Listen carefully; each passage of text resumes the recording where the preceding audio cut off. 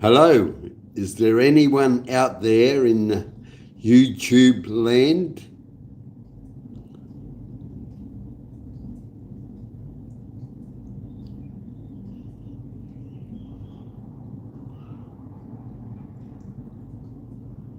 Well, we'll wait. I will wait, should I say, a few minutes before some of the YouTubers join this live broadcast and expect me to scratch my nose every now and again due to the whiskers.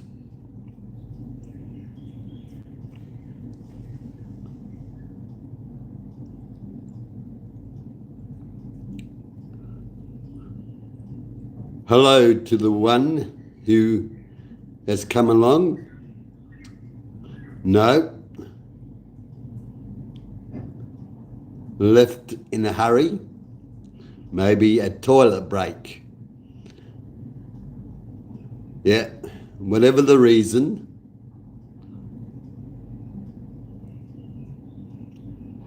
But anyway, I will manage to keep going. And if anyone wants to join me, then they're most welcome. My YouTube channel is called Scarred for Life, the Cry of Hope. And the hashtag is at Dr. Vincenzo. And the reason for coming on YouTube to do a live broadcast is because I can. And to do a reading of my self-published true life storybook, which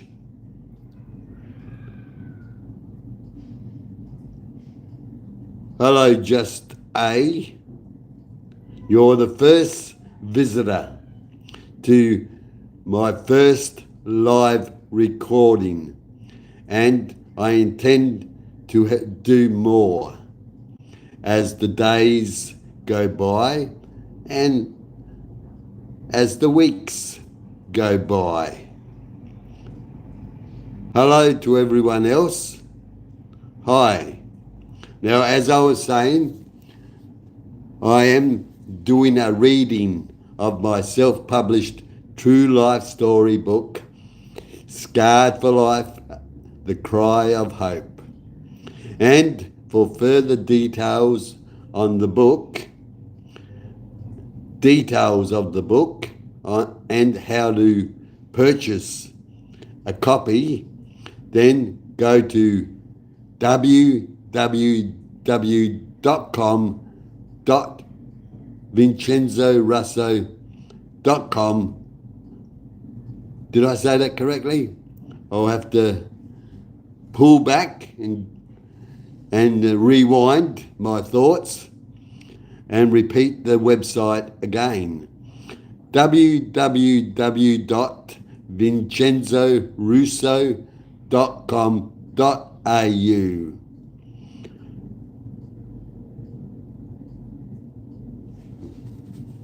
Thank you for the comments about the hat. And I hope you feel the same about this reading. Now, it's a fairly long book, very detailed book. And keep in mind that the story takes place over 60 years or more.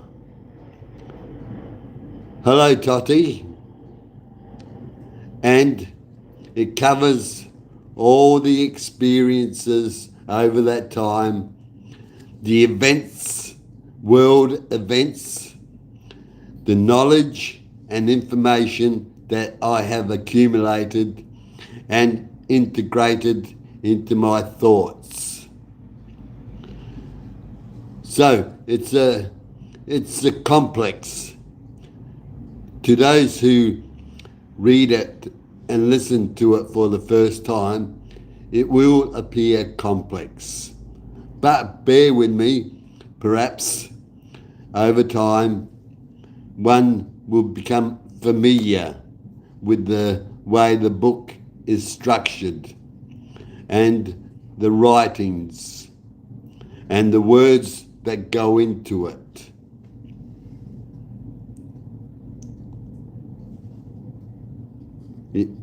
Yes, they're good glasses, prescription glasses for an elderly man who needs to see better. So, bear with me as we make a start. And I do intend to come on your screen every now and again. Most likely the next one will be this afternoon.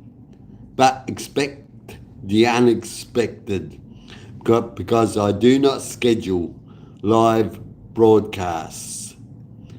I like to use the element of surprise. All right. Let's begin. And like TikTok advisors, keep any comments civil and not to harass and bully others, because I will reach out into that screen and rip your bloody arm off, as one ABC commentator used to say, or character that was Auntie Jack back in probably the 1950s.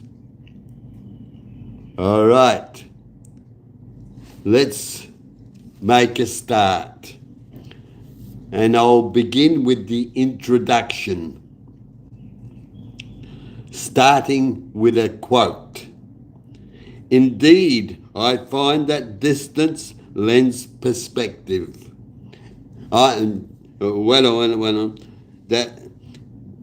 That distance lends perspective, and I often write better of a place when I am some distance from it.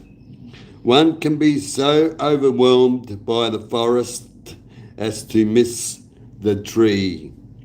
Louise L'Amour, Education of a Wandering Man. And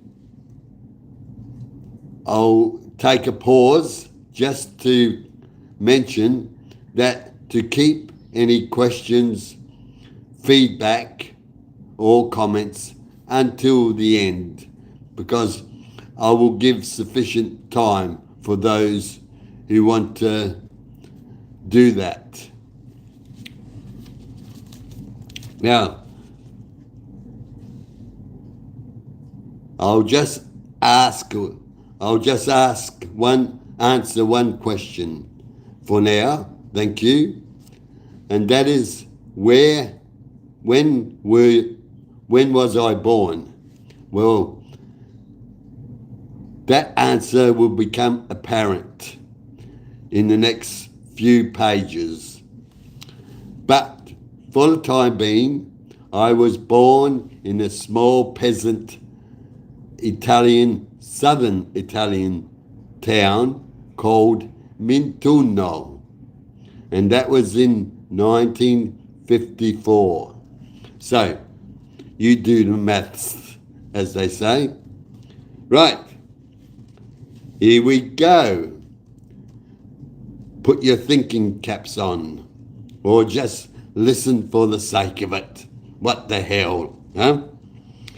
Think back to the instant after arriving safely at a destination, whether after a long drive or even following a short walk. Are you then able to step back and reflect on what factors and circumstances had to occur whilst going from point A to point B without any noticeable changes to who you were or to your regular way of life? The title of a song, It's a Long Way to the Top If You Wanna Rock and Roll, was recorded by an Australian band, AC/DC, in the 1970s, when their lead singer was Bon Scott. The frontman died at the age of 33 from choking on his own vomit after a night of boozing. The lyrics of the song tell of the rocky road a band needs to take if they want to achieve recognition and fame in the cutthroat world of the music industry. Mr. Scott's rise to the top was cut short, but other members of the group went on to enjoy further international stardom. There are many other social activities that require the same path to be travelled to ascend upwards. But while some are victorious after being bloodied and bruised, there are countless others who succumb to the pressures of the lifestyle and thus fall by the wayside. Progressing through the biological milestones of age can be a wild and rocky ride. Yes, it is a long way to the top if one wants to grow old. Some happen to make it despite various challenges, while others have their lives cut short or simply lose their way completely. What are the influences that account for this? Social, economic, and political factors are all said to have a bearing on what drives an individual and groups to behave in a certain way. But very few leave behind detailed recorded evidence in order to provide insight into their motives and actions. Nevertheless, I have been given the opportunity to produce such a document. Welcome to those who are joining me now. Given the life expectancy in the modern era, 6 decades is considered a long period. A distance is the measurement between 2 points. In the case of a living individual, it is from the time of their birth to any given moment up until death. Determining whether the distance between 2 points is short or long, however, tends to be an academic exercise in relativism. Nevertheless, it can be generally agreed that in view of the enormous changes that have taken place since the early 1950s, it is a long way from the beginning. This is my story, along with being an historical document, and one that has spanned some 60 years or so. The words to tell it could have only come about due to the melting pot of accumulated knowledge, personal experiences, and numerous influences over that period. A greater perspective has arisen because there is now significant distance between the present and the past. The tale needs to be read and considered in the context of the period I am recounting. There is no attempt to lay blame on any individuals for how things turned out. All the events and incidences are factual. I do not claim ownership of these events, rather I am merely a custodian of them. Any conclusions drawn from these events are solely based on personal observations and insights. Thank you. I will try to have a good day. if you're not able to stay with me. Dear Cheryl, I am writing from the lounge room of a property that was purchased in a small rural town in South Australia, situated on the western side of the Murray River and about an hour's drive east of Adelaide. The town now has a population of just over 2,500. Quite a contrast to Adelaide, which now swarms with more than 1 million. We visited for a day some years ago with the children, and we commented on what a tranquil place it would be to live and possibly grow old together. But the future doesn't always turn out as planned. If the cancer hadn't shown its evil face, then who knows what would have lay in store for both of us. The future could have taken us in a completely different direction. It, however, only causes distress and heartache to speak of the past and what might have been. And so I will endeavour not to dwell on such matters, but instead be mindful of the here and now. The front of the house faces east, and in the morning the sun can be seen making its way up the undulating landscape, commencing as a small shimmering arch and then climbing until it becomes a large glowing orange ball. When night falls, the cloudless sky dazzles with a countless number of stars that sparkle as if one were gazing at a huge, bright diamond. If only I could capture such moments with words, like an artist does when painting the experience on canvas. My low attention span, which you were only too aware of, doesn't allow the mind to do them justice. Such sights, nevertheless, gives one a sense of the universe, putting out a welcoming mat and issuing an invitation to explore its hidden meanings, its hidden mysteries and majesty. Standing under such a sight, the questions of what forces could lie behind me standing at this junction of time and space are forever prodding and poking away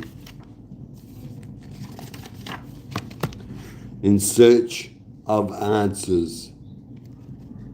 Getting to this point, though, has been the culmination of what now seems an eternity of pain and mental anguish. But knowing that you are forever close has shone a light through some very dark days and lit up a path that has now been embarked on.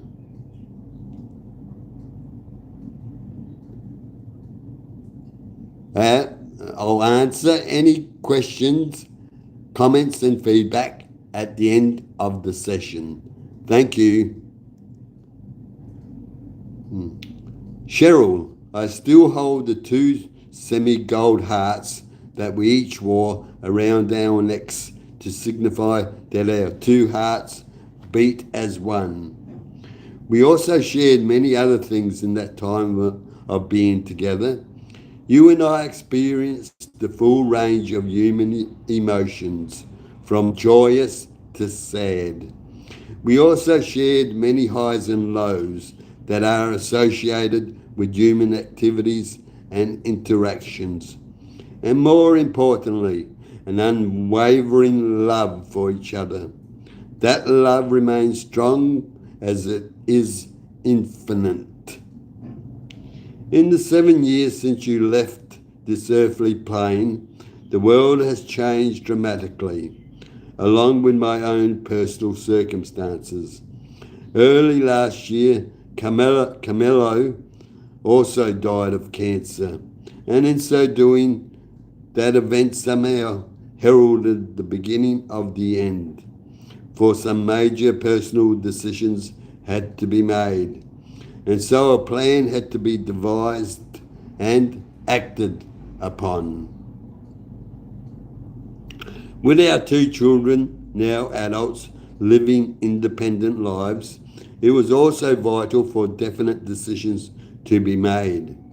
It was also inevitable that my mum, being almost 91 years of age and not able to look after herself, would need to go into an aged care facility, and thus the family home would have to be sold.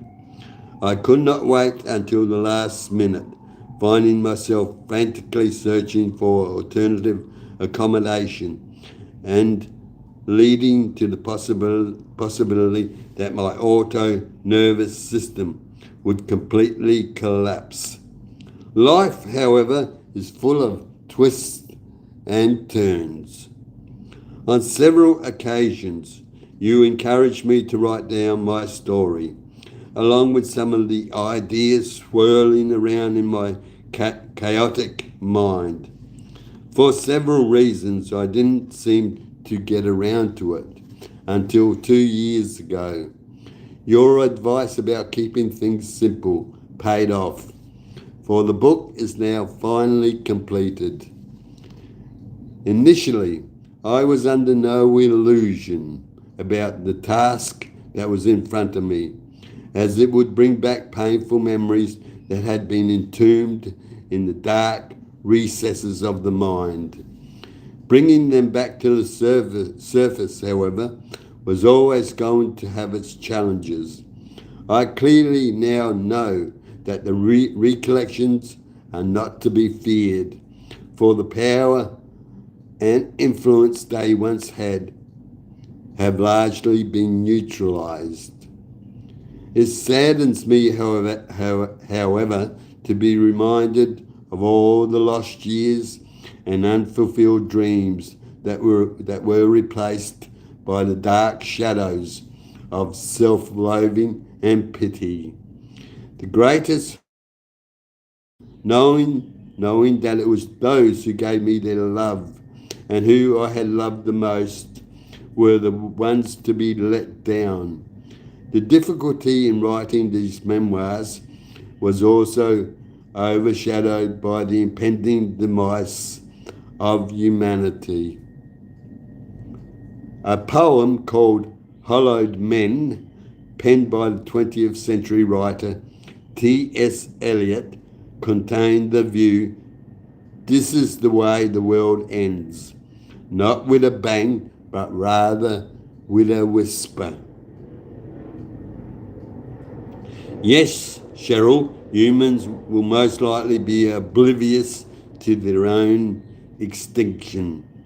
The species will not perish due to some major cataclysm, rather they will simply and silently fade away.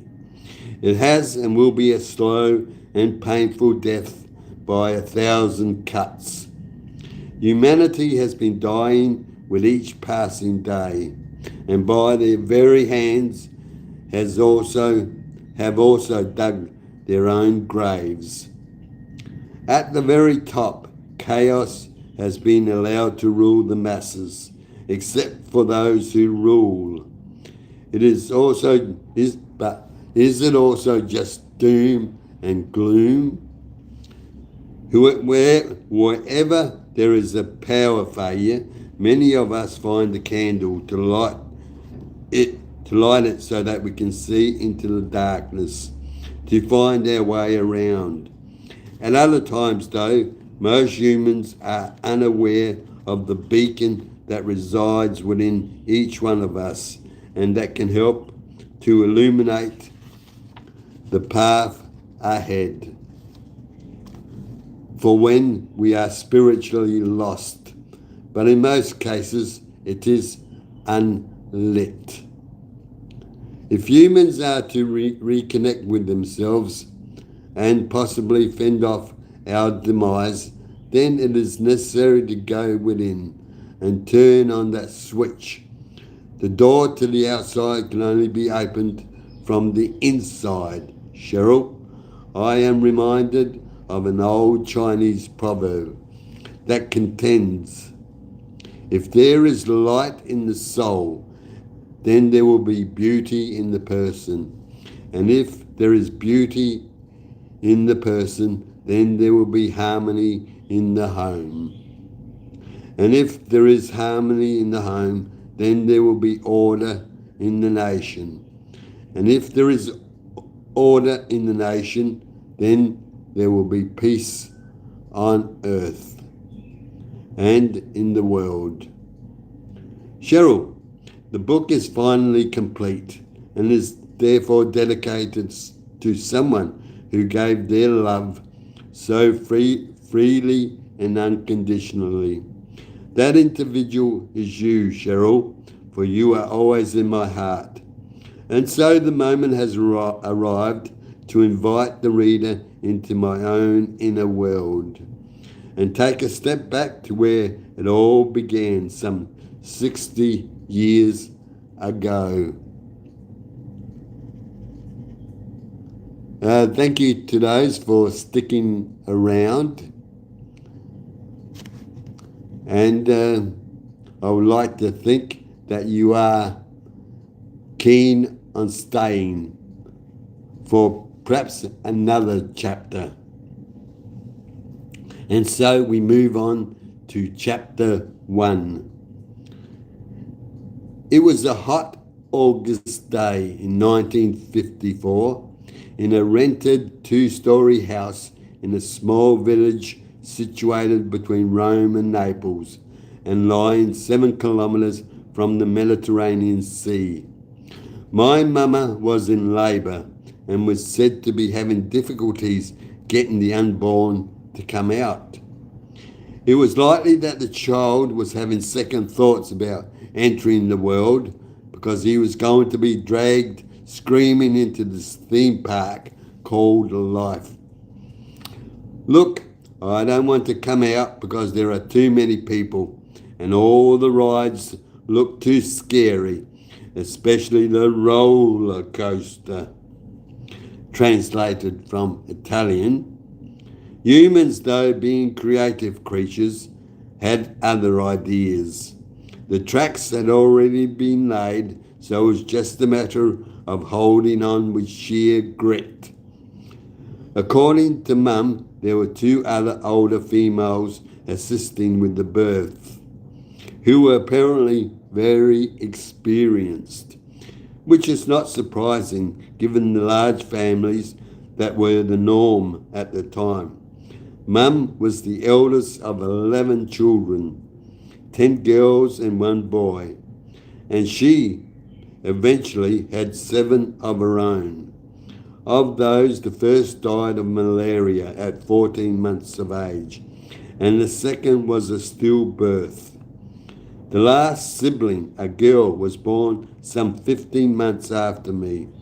I can only imagine how many more bambinos, children, would have come along if my papa hadn't died when he did. Necessity being the mother of invention, the 2 weighty ladies proceeded to gyrate their buttocks on top of my mum's stomach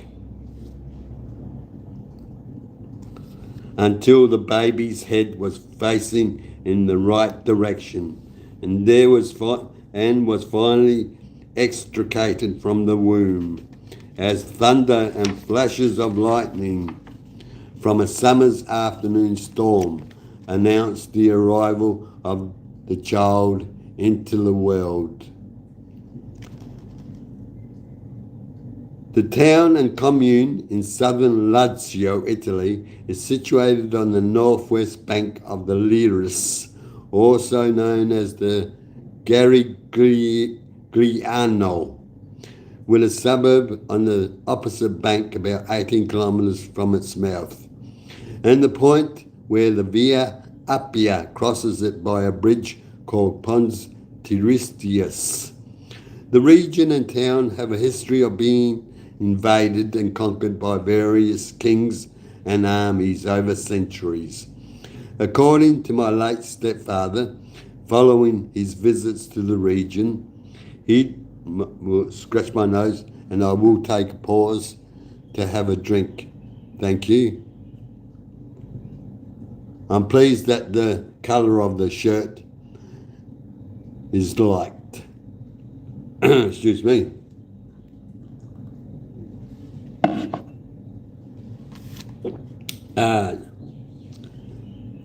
Now, where was I? According to my late stepfather, following his visits to the region, he described the people as rude and unwelcoming. After centuries of being captured and treated as pawns on a chessboard, it's not surprising for them to adopt such a facade. The town suffered heavy bombings during World War II. Mum recalls watching the German soldiers march towards the village while bearing her first child. They then proceeded to shell and destroy most of the houses and buildings. The Germans then rounded up all the able men, apart from my father, who had managed to hide, with the aim of taking them across the Switzerland border and into Germany as prisoners of war. It was while on a train going north that my nonno, the grandfather, managed to escape their clutches. The rest of the remaining villagers, including women and children, were forcibly transported towards a camp in the region of Calabria, located in the south of Italy, some 400 kilometres away. It was along the road that Mum witnessed the true horrors of military insanity. For one could view the decaying bodies of soldiers and civilians on each side of the road that were killed and piled up, one on top of the other. Yes, where have all the soldiers gone? Gone to graveyards, everyone. When will they ever learn? Peter Seeger, where have all the flowers gone? 1955. Yes, nothing has been learnt. The lunatics running this world have developed new ways to carry out mass killings, whether it is from the sky, under the sea, or from thousands of kilometres away. The villagers, though, eventually returned following the liberation of Italy by the Americans and their Allied forces in 1945. Following the end of the war, the townspeople went back to their meagre existence while attempting to rebuild their shattered lives. The churches once again were bustling with women, making up a large part of the religious services, and in anticipation of the long-awaited second coming of Jesus Christ, while the men preferred to engage in heated discussions about politics, either at a bar or the piazza, public square. Daily life, though, was not without its unusual quota of mishaps, like the time I fell into a fire and my genitals burnt at the age of 1. And according to Mum, Papa was the only one who could console me. There was apparently a strong attachment formed between father and son. The south of Italy was economically poor, with very little manufacturing or agricultural industries. The town itself didn't even have a sewage system, and toilets were as scarce as hen's teeth. All bodily excrements were largely disposed of into a chamber pot. With the size of the families, these got quite a workout. Mum recalls having to regularly get up at either 2 or 3 in the morning to empty the near overflowing bowls over the balcony and onto the cobblestones below.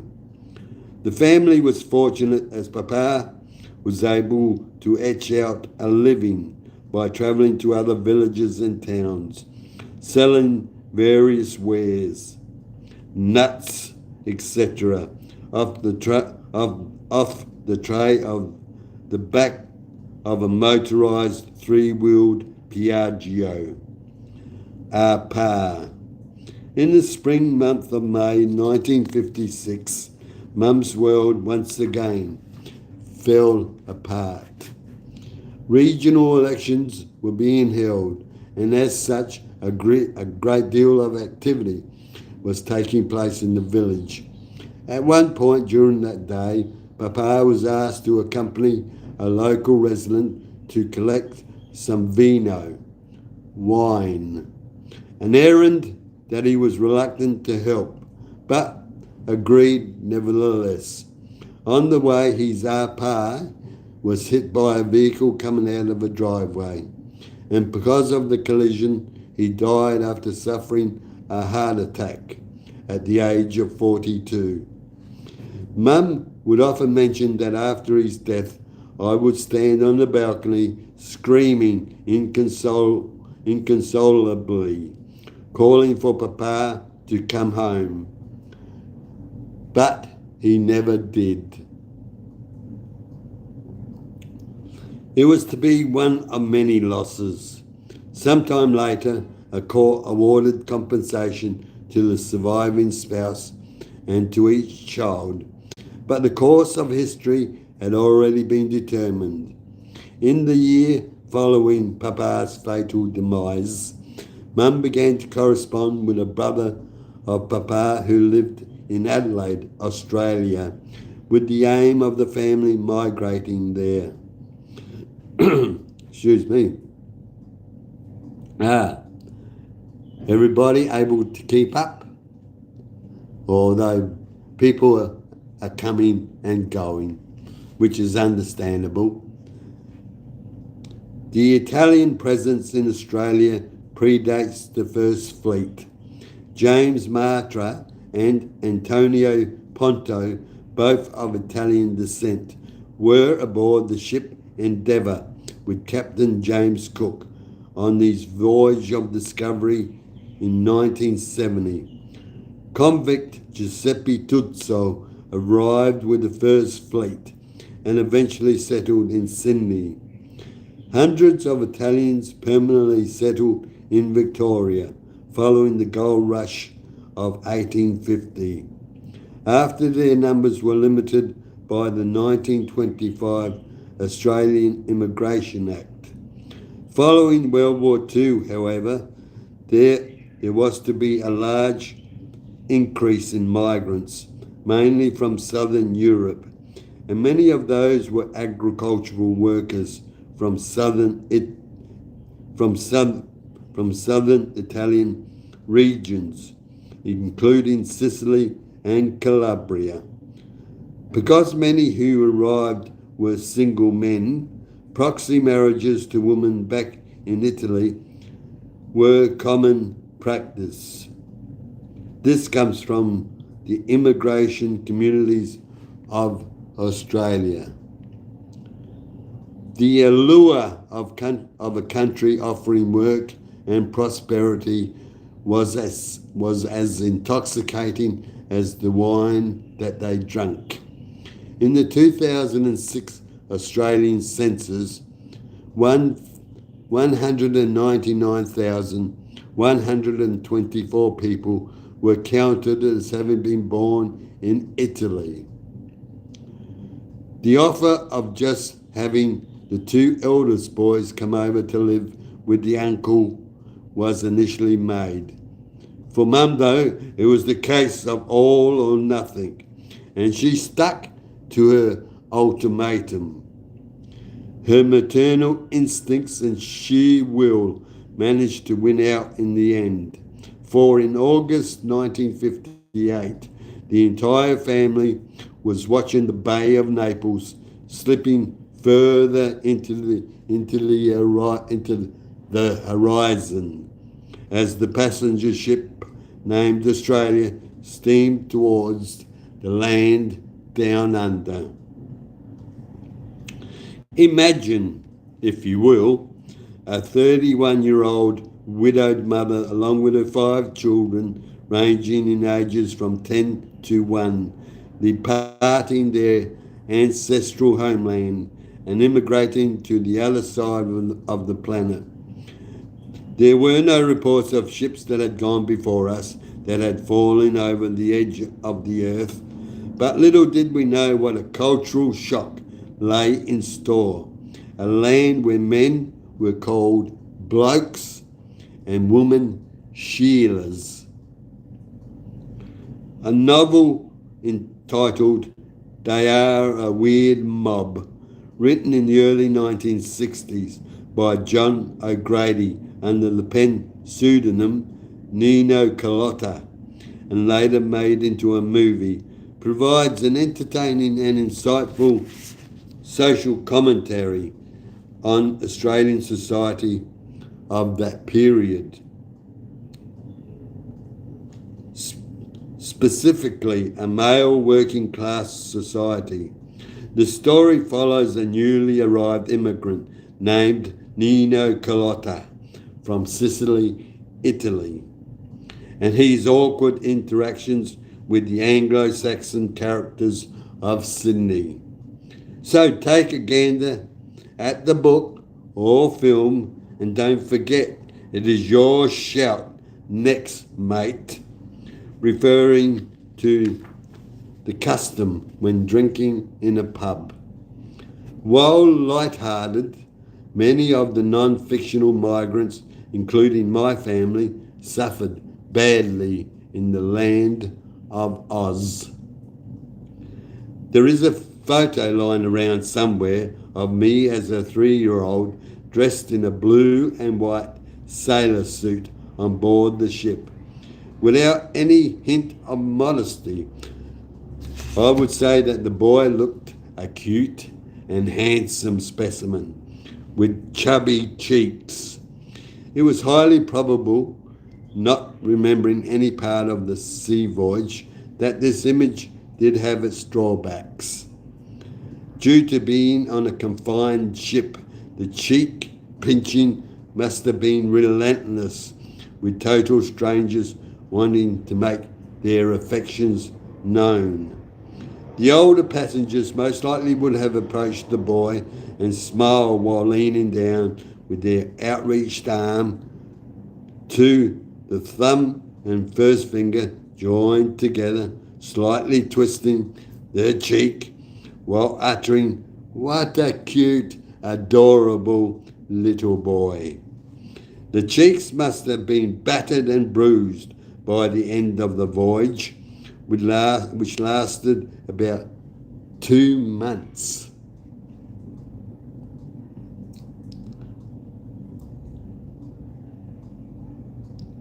Well, where we were 2 months, the voyage lasted. The face resembling the colour of a cooked lobster. In later years, the other parts of the body were also going to look the same, after experiencing the menacing burning rays of the Australian sun upon the naked flesh of a light-coloured European Caucasian male. Back on the ship, it was said that Mum was ill for all those weeks, suffering from seasickness. Fortunately, there were many fellow countrymen and women, paisanos, to care for the children and keep them occupied and amused. The passenger liner finally arrived in Australia in October 1958. The family finally disembarked from the ship in Melbourne after travelling some 20,000 kilometres or so, since the distance also covered the ship sailing down the Western Australian coast and across the Australian Bight. The journey across the waters took around 2 months to complete. After disembarking in Melbourne, we were greeted by my uncle and were probably under the impression that his home was in a nearby town. The travelling, however, was not done. Wasn't it enough to spend all those days at sea and now to find out that we had to catch a train to reach Adelaide? Some 700 kilometres away from Melbourne, Victoria. Even Neil Armstrong, who flew to the moon, would have protested at such treatment. The distance did have one upside. When the family began the trip in the month of August, the northern hemisphere was in summer, but by the time we arrived in Adelaide, the southern part of the world was well into spring, and therefore we were able to experience 6 months of continuous warm weather. As a 4-year-old, this seasonal occurrence may not have registered, but simply contributed to retarding a young child's development while interacting with a multitude of imposing and conflicting worlds. There were moments over the course of many years when they all threatened to collide with each other, causing overwhelming physical and mental paralysis. During the early months following our arrival in Adelaide, the living arrangements seemed to offer a sense of continuity due to the Italian language being spoken in the household. The choppy waters of the ocean voyage were still recent memories, but they were nothing compared to the huge swirls of the ceremony that would lead to the family being evicted. According to Mum, the uncle, who has long been dead, became less and less tolerant of the recently arrived intruders living in the same household and began to physically mistreat each child, causing huge rifts between the adults. It was not too long after the authorities were called in concerning the children's welfare. It was deemed that the sleeping arrangements were cramped and unhygienic, as the bedding had not been changed for weeks. The 5 of us were also considered to be malnourished. After being forced to leave the uncle's home, Mum was referred to the Roman Catholic Church for assistance.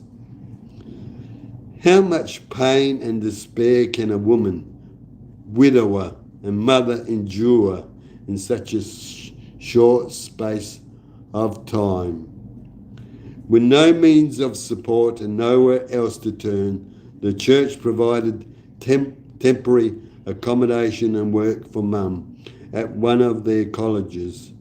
All 5 of the children were either placed in the same facility or at separate orphanages run by nuns of the church. The separation of the whole family was to change our individual lives irrevocably for many years to come.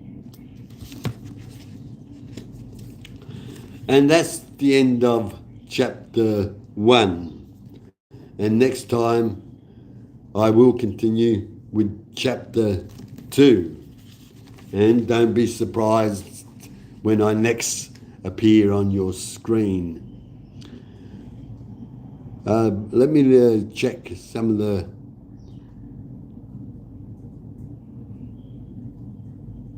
those who have joined the broadcast.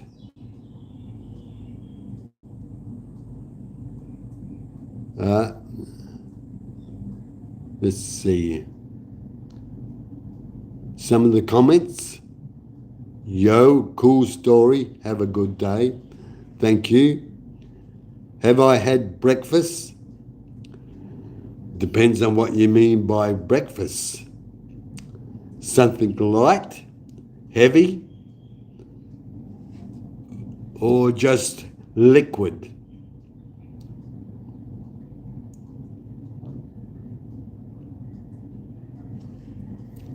Nevertheless, what I'll do is just wait a few more minutes before I sign off.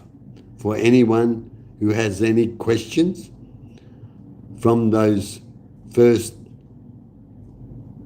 few pages, the introduction and chapter 1. And so far we've done very well. Thank you to all those who stayed with me and were patient. Because doing a live transmission can be very, very tricky and difficult, as I have found out and as I am discovering.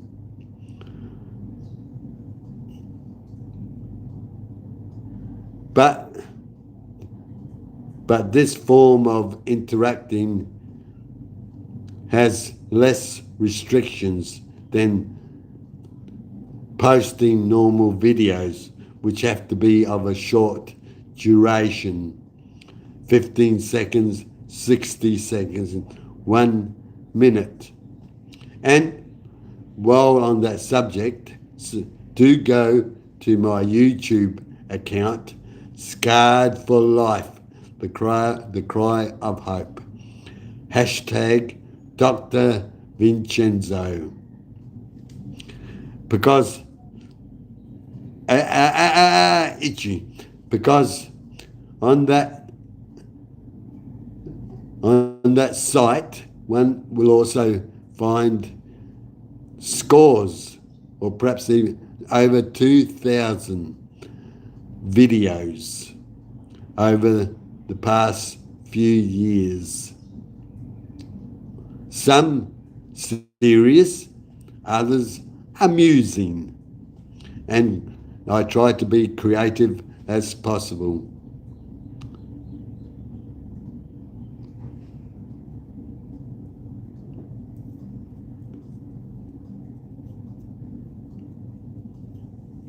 Oh well, there are no further YouTubers joining this broadcast, and so are not providing feedback or comments or questions at this stage. So I'm going to leave it there and switch off. But I will return, or as Schwarzenegger, the Terminator, would say, I'll be back.